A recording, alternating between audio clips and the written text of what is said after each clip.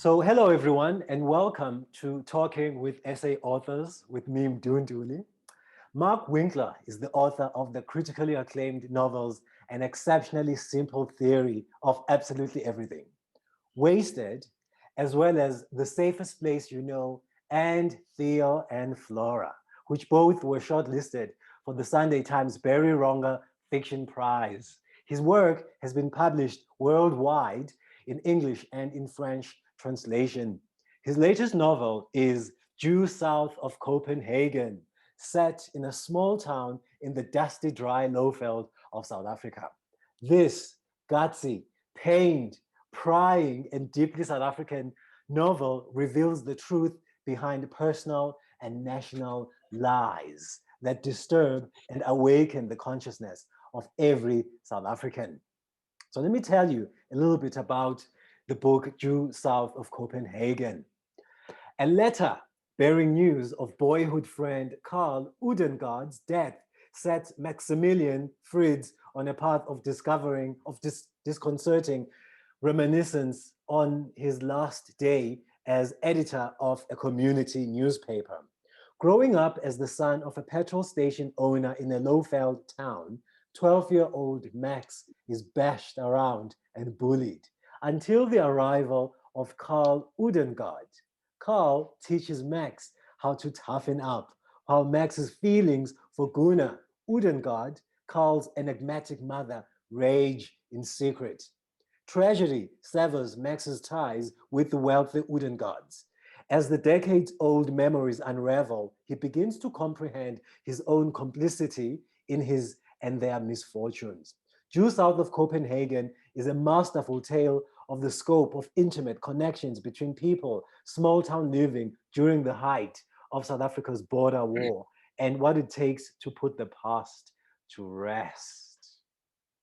Wow. So, Mark, welcome, and thank you for speaking with me. Hi, Mdu. Thanks very much for having me. Thank you. This is very exciting for me. I thoroughly enjoyed reading this book, and during this conversation, I'll reveal some of my thoughts and feelings, and especially feelings, emotions about what I was feeling as I was reading this book. But before we delve deeper into it, can you just tell us more about yourself and where you grew up? Where did you grow up? Sure. I actually grew up in a small town in what was then the Eastern Transvaal, now in Mpumalanga, which obviously influenced the location for the novel itself quite a bit. And then I was at boarding school in Pretoria in my high school years, did my national service, ended up at Rhodes in what was then called Grahamstown, and settled in Cape Town in my mid-20s. Mm. Were you forced to go into the army? Was it the army or the Marines? Yeah, the Marines was part of what was then the SADF. It was a division of the Navy, and yeah, you could say that I was forced. That kids my age were forced. The alternative was to spend 4 years in the police force, or 6 years in jail, or run away overseas. Wow. So you had no choice, basically. Well, when you're a naive 17, 18-year-old, you don't really understand the options, Yes, that's and true. the ways you can work around it. Okay, so that leads me to, in a way, to my next question about you and about Max Fritz. So the novel is divided into 4 parts, and it almost feels like we are witnessing the development of a young white male in South Africa, in a small conservative town, in a very intimate way that we are hardly exposed to in other literature, in terms of looking at this development of this white young male in South Africa, all the way from then till now. And then the first part focuses more on the development of courage by this young man, Max, and this courage that he develops and struggles with throughout his life. But it seems by the end of the novel, by the end of the 4th part, he seems to have found some peace with himself. And we'll get to that part as we speak. But is there any resemblance between you and Max Fritz? I suppose all writers steal a bit from themselves and steal a bit from people they've met through their lives. You know, most characters that I write are composites of, I suppose, elements of myself.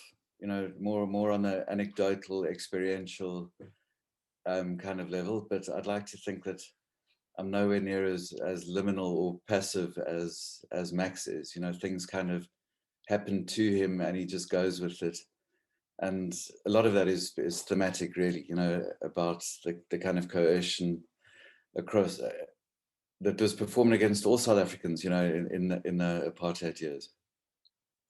And the four sections of the book are kind of loosely themed around the four classical elements. So the first one is about Earth, where Max is still feeling grounded and part of the land, and then as he moves into his military service, the theme is more about fire, which is kind of dangerous and unpredictable.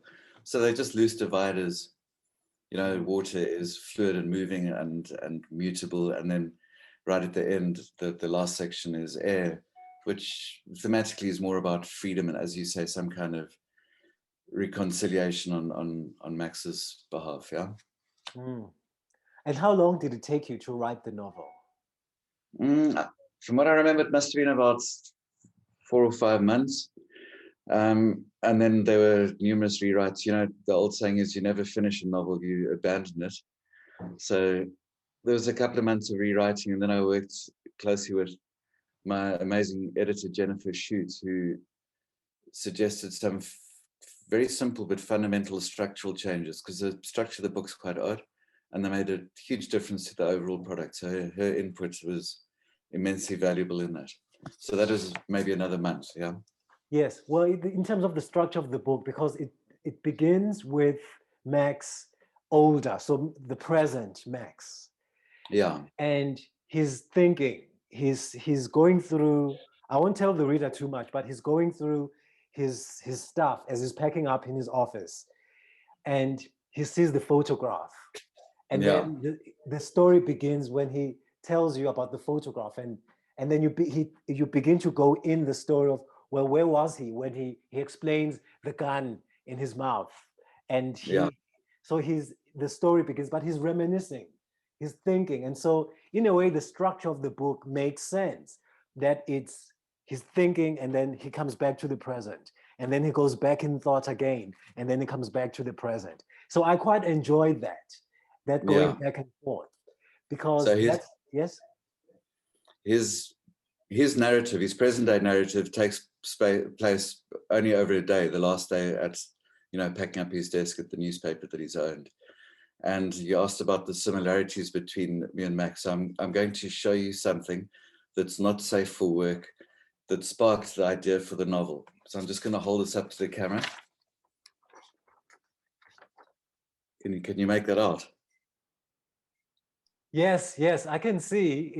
It's a man, it's a soldier in brown uniform with a gun in his mouth in a very interesting way. Yeah, that's right. And that was me when I was 18 or 19. And it was a photograph that someone had connected with me I haven't seen for 30 odd years.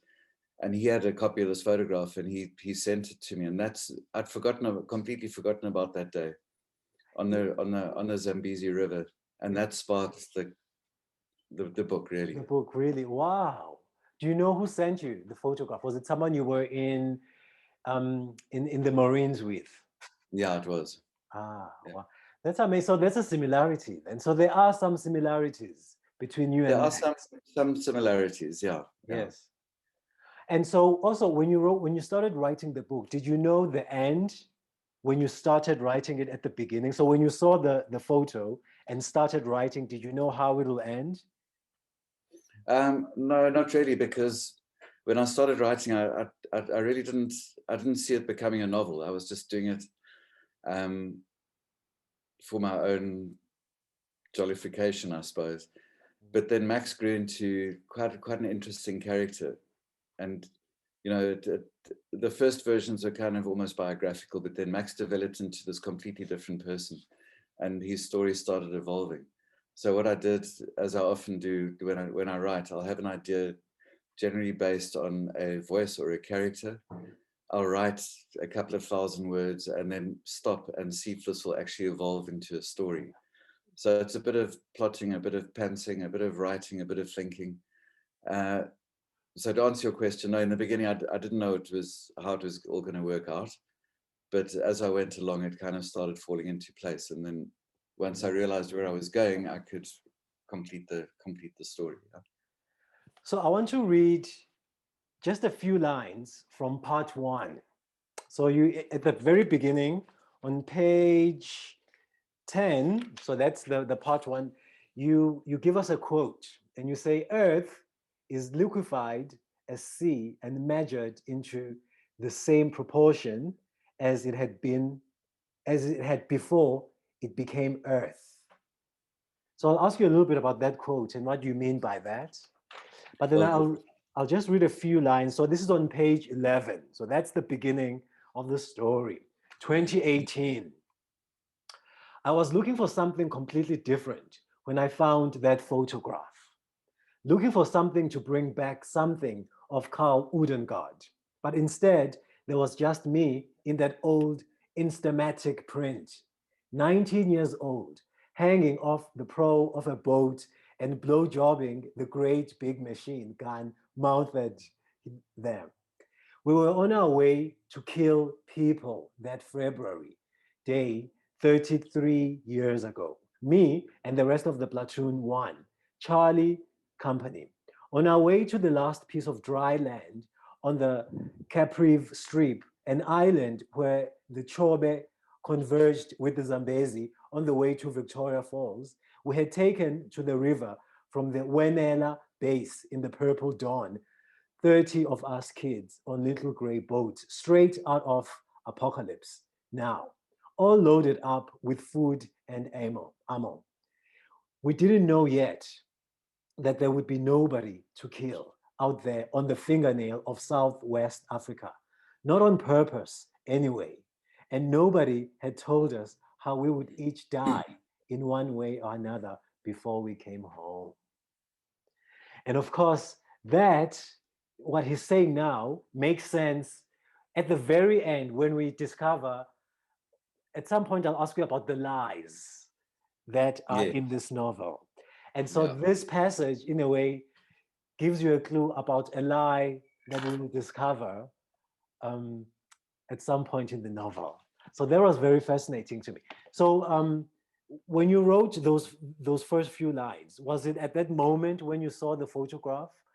Was it instantaneous? Did they just come bursting out of you? Sort of.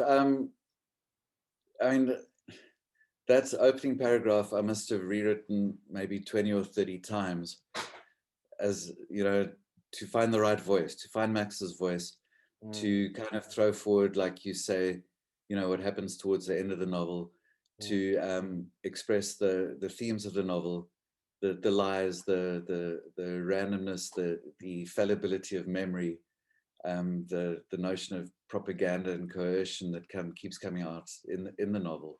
So it took a lot of rewriting to try and condense all of those things I've just said into that opening paragraph, you know, to give the reader some kind of intrigue, like, that's interesting, what's going to happen here, you know. Wow. So we'll talk more about that. But you know, the novel also talks about the young men, not just Max, but the young men, many of whom were white, who fought for South Africa during apartheid in South Africa's border war, and the impact on their lives, such as Max Fried's. What was your intention? So you've explained how the story started, what sparked the idea, but what was your intention and emotion behind writing this novel and story now, because it was published in 2020? Yeah. Wow, there's a lot lurking in that question. The motivations were different. I mean, there was a personal motivation which made me realize the fallibility of my own memory, like the photograph that the guy sent me that I showed you, that I'd completely forgotten about. I hadn't remembered doing that. When I saw it, it sparked off a whole lot of things. Talking Heads song Psycho Killer was playing at that moment. I remembered that. And it's, you know, it was very evocative for me. It brought back a sense of the heat and the smells and the thing, but it also brought back the bigger picture of those years, which are very strange, you know. the army, the South African Defence Force, then was really the strong arm of the apartheid government, but it was also its strongest propaganda machine, you know. So its power went way beyond its formidable. It was a very formidable force, beyond its formidable military capabilities, and it was as much an instrument of propaganda as it was one really of physical force. So if you had to step back now and imagine yourself in a society, and I mean now 2021, imagine yourself in a society where you willingly give up your 17, 18-year-old son to go possibly get killed, maimed, and returned to you as damaged goods in the belief in a total immoral system. Because, you know, and I'm generalizing because there's so many layers and so many motivations and so many things behind this, but to willingly give up your child to go and fight for this cause, which was a bullshit cause, let's face it, became a point of honor. You know, it wasn't just something that you had to do, a point of obligation. It became a point of honor, and a lot of people were proud. They were proud that their sons were off to serve their 2 years national service. And a lot of those kids died. Thousands died over the conscription years, you know, and others were returned, like I say, maimed, and many to some degree psychologically damaged, you know, depending what they'd seen and done and experienced. I was pretty lucky. I had it like reasonably easy, you know, but a lot of the guys, a lot of my peers came back, and I think that a lot of them still haven't recovered, you know, and they still shelter in Facebook groups for military veterans from the SADF, and they talk about weapons and guns and fighting and war, and they have the old South African flag on the mug that they drink brandy and coke out of, you know. So it's amazing to me that the propaganda that's led to that has resulted in these damaged people who, when they, you know, even during the apartheid years, when they finished their national service, there was no counseling, there was no help to get them integrated back into society. So they've carried for the last 30 years, 40 years, a lot of the damage that was embedded in them, you know, the kind of toxic masculinity, the racism, the misogyny that was very, very much part of that military experience, you know, homophobia, everything is, yes. Yeah. Do you think that in order for South Africa to transform, we simply have to wait for a certain generation to die out, and then maybe after that? You know, I'm going to quote, I've written it down here somewhere, so give me a second. Eusebius Mackay's, I'm sure you know him, or know of him. Yes. He reviewed the movie Morphe about the guy who was conscripted, who was gay and had a really rough time. I don't know if you've seen the movie. It's a great movie. Yes. And Eusebius says in a review, the apartheid state's addiction to violence harmed everyone. It wounded men of every hue here all around us in South Africa. This is why we are such a gratuitously violent lot. So I think that that's the hangover, and it's not just the effect on people who are conscripted into the national service machine back then, but it's had such, that apartheid thing has had such a long-term effect on the glorification of violence and aggression in this country, that when me and my generation die out, people who've been there, it's still going to linger, unfortunately, because it's become systemic and cultural, you know, which is quite sad. I mean, it sounds terrible, but I mean, I think that's a reality. Yeah, that's the reality. And yeah, it is sad when you see young people, children, speaking in racist ways, because you know they've been taught by their family, by their parents. And yeah, you're not born like that, that's for sure. You know, yes. you're made like that. Yeah. So I would like us to talk about race, because race in the novel is represented in two ways. So there are times when it's implicitly shown, so it's sort of, you know, it's there, that, oh, that's a racist thing to say, or this is a reference to race. So for example, on page 77, Max and his group are traveling to somewhere in Bishop's Court. They're traveling through Bishop's Court. And someone mentions that, oh, Desmond Tutu may have a house around here. And then one of them says, well, it's not possible for him as a black person to have a house in a fancy white neighborhood. And so that's a clue about, okay, there's race there. And then also the way Samson, one of the workers at the petrol station, so Max's father owns a petrol station. So one of the workers, Samson, and the way you refer to Samson and the way Max refers to Samson, you can tell that, oh, okay, he's a black man. And then there's another reference to race, but there's a character called the Idiot. Yeah. I didn't quite understand. I was hoping that at the end of the book, you would sort of reveal him, but he dies at the end. What were you saying about this character? And you never really revealed him beyond just being the idiot who does stupid things. Yeah. Okay. So to start with the Tutu thing, I mean, I put that in there because it really was. I mean, Tutu did have a house in Bishop's Court in those years, even though. And the mention of that is really a nod towards the influx control and the spatial architecture of apartheid, where black people, the average black person just could not, even if he had somehow made a lot of money, could not live in Bishop's Court. It just wasn't. It was legislated against. So it was just a reminder of how things were back then. Yeah.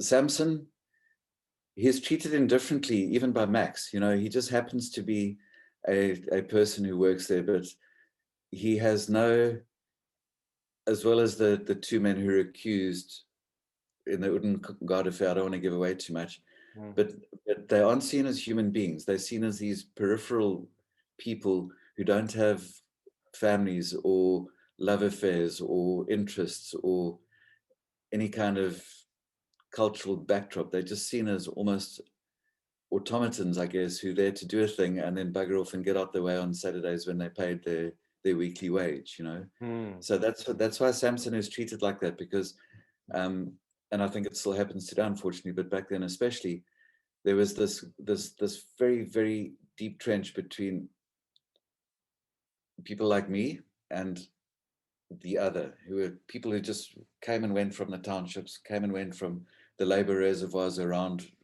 white populated towns and cities. And their job was really to come and wash their underwear and make tea and, pour petrol or whatever, and then bugger off to where they came from. And there was no human connection. There's no understanding of those people as people. They were just objects of convenience. Yeah. So that's really, really Samson's role in that. The Idiot was, he just happened. He just appeared. And I could never figure out, as I was writing the book, if he was he Max's brother?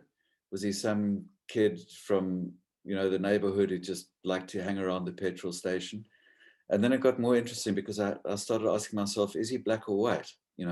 He's very obviously severely intellectually challenged, known very un-PC these days, back then as the Idiot. He doesn't even have a name.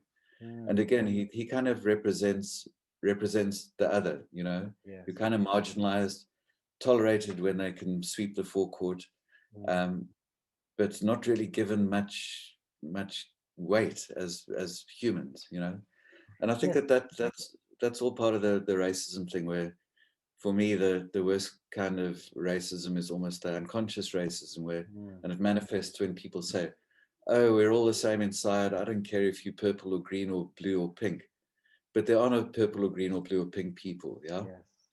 And the reality is that we're not all the same inside or outside.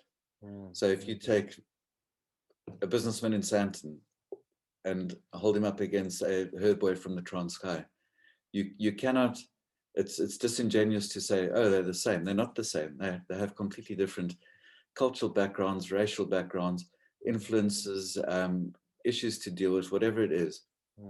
And I think the issue of racism, there's big systemic racism issues that we're still dealing with, 27 years later.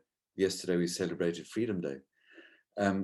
But it needs to start on an individual level, and it's not green, purple, blue washing people to say, oh my God, we're all the same. The challenge for everyone is to acknowledge differences and to understand them.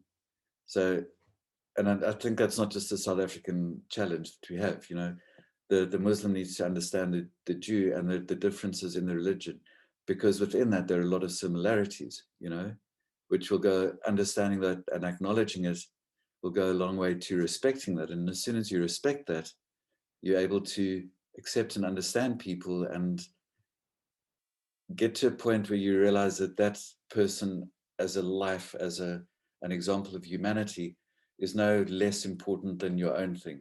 And that was the most toxic driving force of apartheid, was to make white people believe that somehow they were superior to everyone else. And it was genius. It was like Nazi level propaganda that made that happen.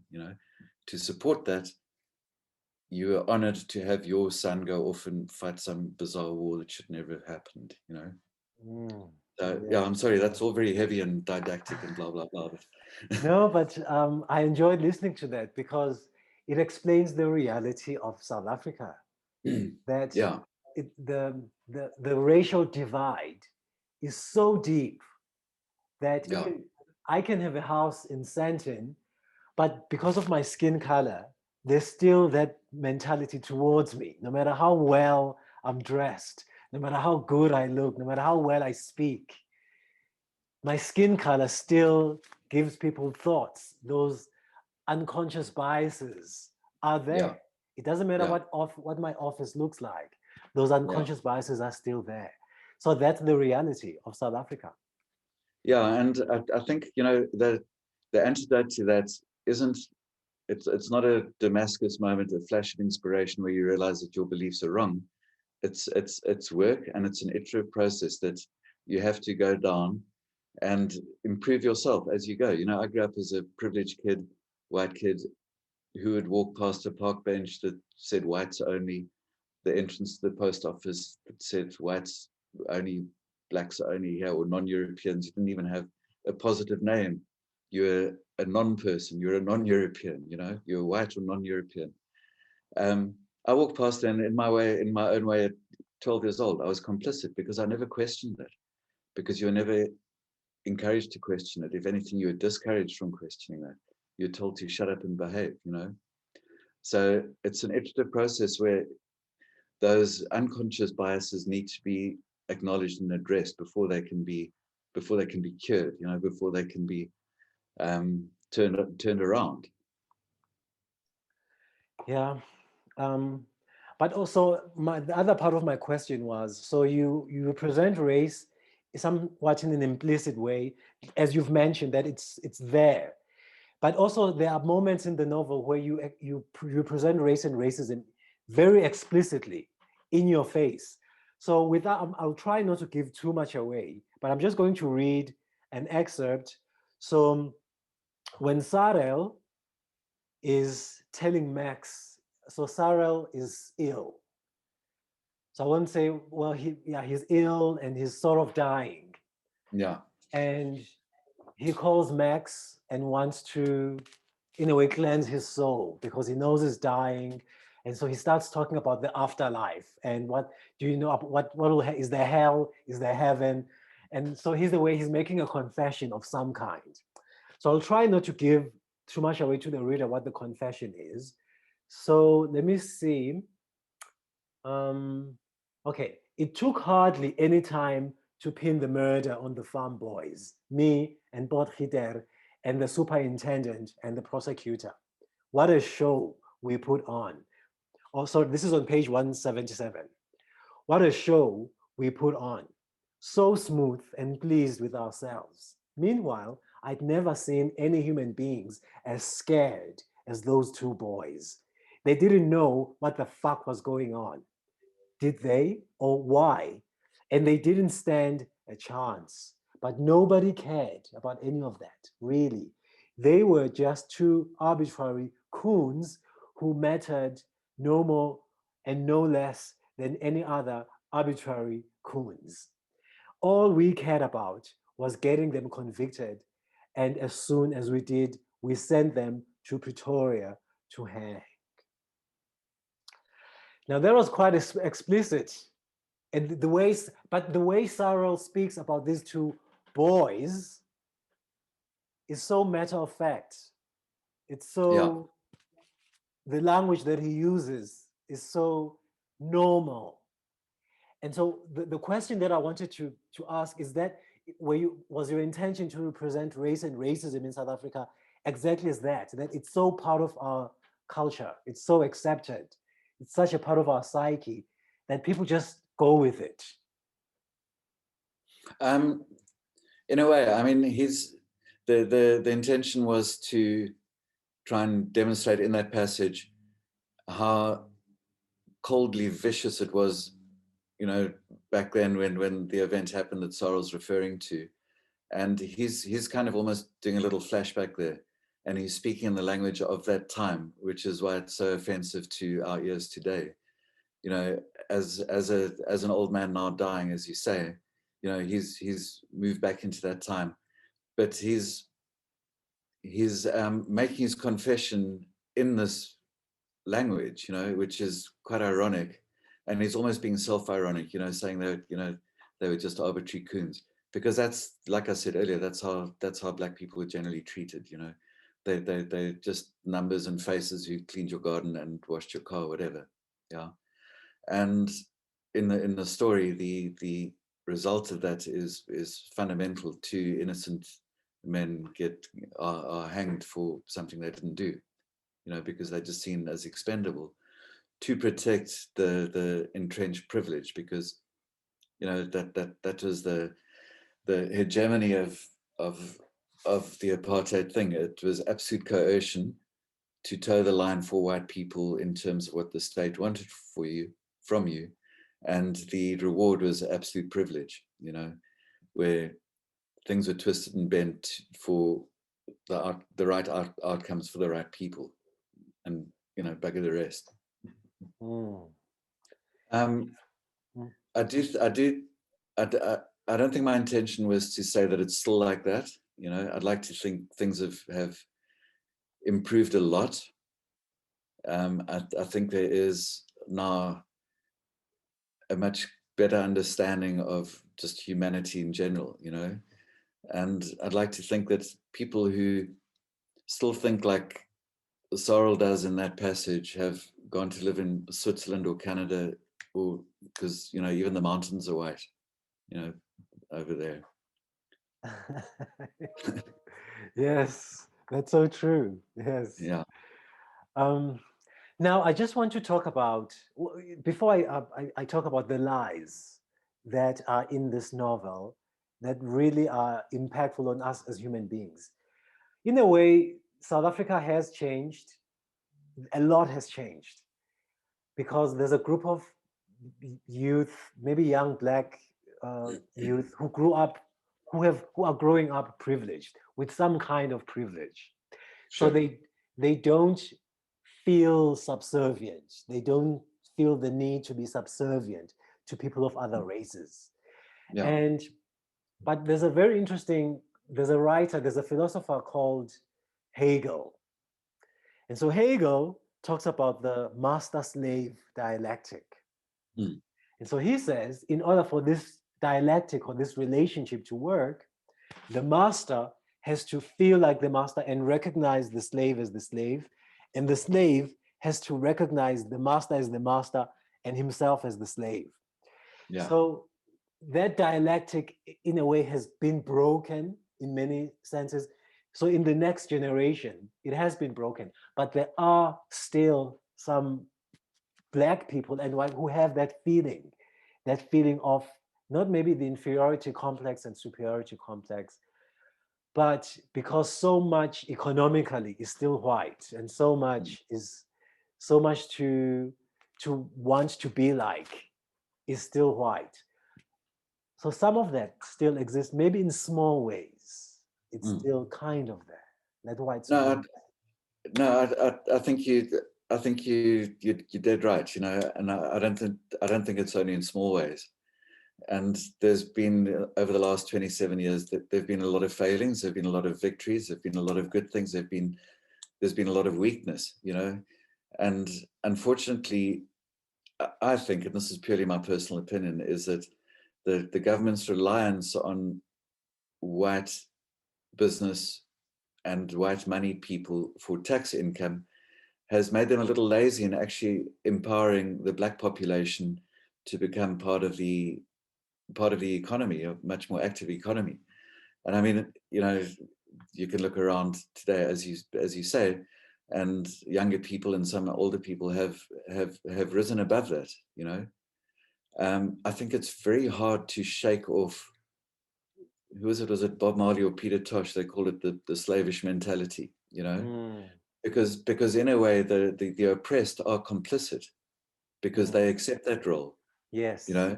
You know, I just want to read a very small passage on page 156. So Max is having a conversation with Lucinda, and Yes. Lucinda, how can I say, maybe the love of his life, or a woman he loves or wanted for a very long time. And so they're talking, and Lucinda says, "What was it all for, Max?" she said, spreading her arms, the glass of wine dangling between her fingers for a moment before she sat down next to me on the couch. What was it all about? Power, I suppose, big headedness, hanging on to some archaic idea of folk and fatherland, trying to keep our little white tribe together here in Africa, where everyone is always so surprised that it's full of Africans. But it was all bullshit, wasn't it, Max? Just yesterday, we got a new president, a black one, and all I remember him saying is that it's okay to be white, that he and his ANC won't do to us what we did to them. I don't even know if he had said that, and if he did, it wasn't in those words, but that's what I heard. So I cried, at the end of it. Cried? I'd missed Mandela's inauguration, sorting those final things with the funeral parlor and old Dabrowski, and trying to organize some semblance of catering for Jilly's wake. The town gone quiet as a holiday, with everyone staring fearfully at their TV screens.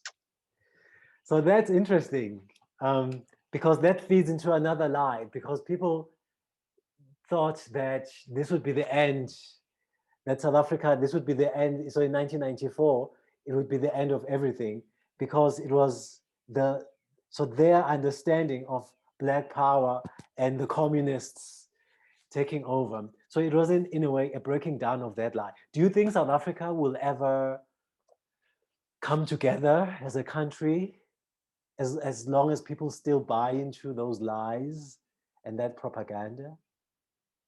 Yeah. There's a lot going on there as well. While Lucinda says that, she's kind of wrapping up the main theme of the book, and it's about the lies of apartheid, and more specifically the way those lies affected individuals who were conscripted into the military machine back then. I did quite a lot of research into veterans, and a theme that came out in a couple of academic papers is that those veterans felt betrayed, not by the new ANC government and Mandela in 1994, but by the apartheid government, because they've been fed these lies that they were going off to fight for, and then within the space of a day, when Mandela stood up and basically said, "Whiteys, we're not going to come and cook you in pots and eat you. Everything will be cool," they felt immediately betrayed, because, and as Lucinda said, what had it been for? The Rooi gevaar, the communists weren't coming to take away their farms and their businesses and tear their churches down. The Swart gevaar, black people weren't going to go on the rampage and set fire to every whitey in the country. And it just totally negated almost for a lot of them, their sense of existence and their sense of purpose, you know. So that's what Lucinda's banging on about there. And again, I'd like to believe that a lot of that has changed now, you know, that that level of betrayal isn't happening anymore. What we need to learn as a country is not to invent new lies, you know, and we've got a very small window now to undo the lies that have happened, state capture and all that. I don't need to go into all of that. But we've got to move away from being a nation of bullshit artists, you know, because it's a little lie can turn into a big lie, and the next thing you are, you know, you pocketing millions along with the Guptas. Let's put it that way. Yes, that's true. Yes. And we need a level of transparency and honesty, because that's the foundation, the only foundation we can really move forward on, I think.